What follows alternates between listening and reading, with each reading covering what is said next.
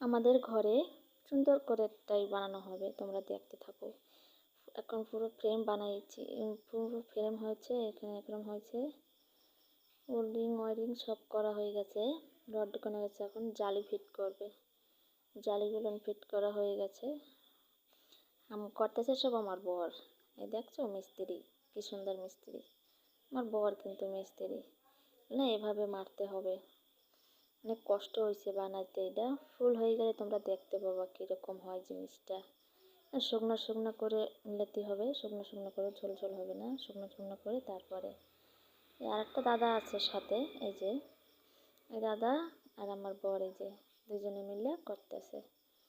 হয়ে গেলে, ফুল হয়ে গেলে তোমাদের দেখাচ্ছি কিরম লাগে, দেখতে থাকো তোমরা সবাই।